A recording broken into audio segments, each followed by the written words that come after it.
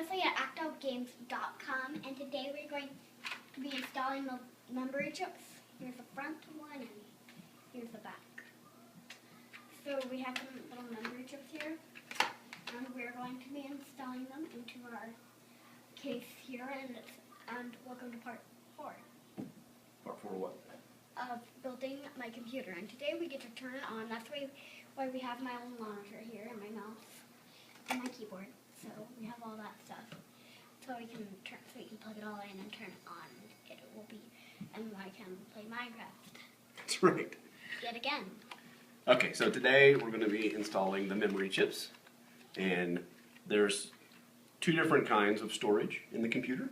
And a good way to think about it is like your brain, that you have a lot of stuff stored in your brain, right? Like you know a lot of things about a lot of different kinds of animals, right? Mm-hmm. But you're not always thinking about those animals. They're just stored somewhere in your brain, and that makes your brain, it's kind of that part of your brain is kind of like a hard drive, because it's storing all these interesting information about animals. But if I ask you to tell me an interesting fact about a wolf. Wolves do not howl at the moon. Wolves only howl at sunset and sunrise. Okay, that was perfect. So you went in your brain and you pulled out some information about wolves, and you kept that in a different part of your brain that's kind of like your working memory. It's kind of like my waiting room in my memory. The waiting room. That's a good way to think about it. So the thing that you're actually thinking about right now is in memory.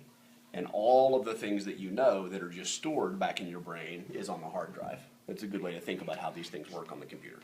So once we pop these in, we'll have the computer at a point where we can actually turn it on and make sure that all the fans spin up and make sure that we get into the BIOS and things. It's not quite going to be ready to use as your regular computer yet, but at least we'll be able to turn it on today. So I'm going to pop these in real quick, and we'll turn it on and we'll see what happens. Okay? I hope it all works. I do too.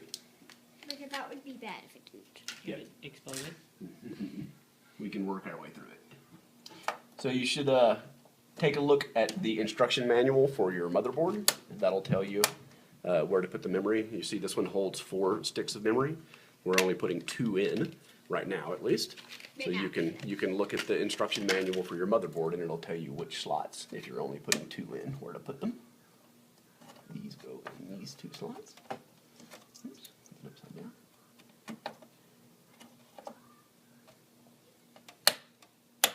Okay, there we go.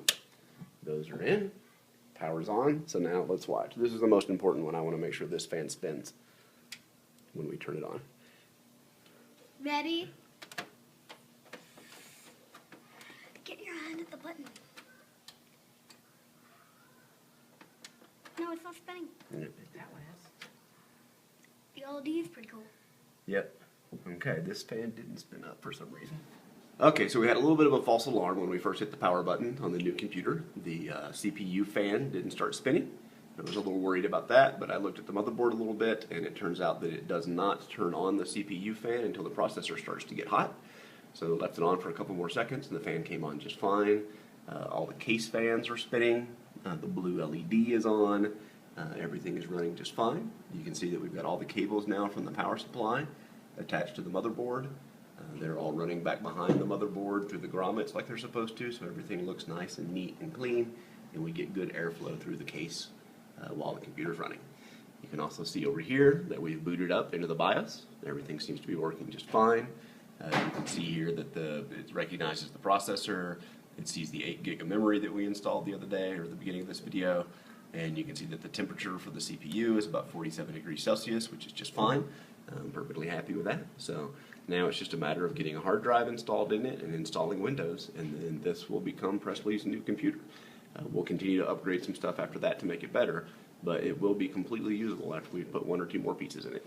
And we'll start showing you that here on the next video. Bye, everyone. I'm sorry that it's a few days late than it's supposed to be because we had to figure out why the fan wasn't moving, and we weren't smart enough to filming the video. So bye.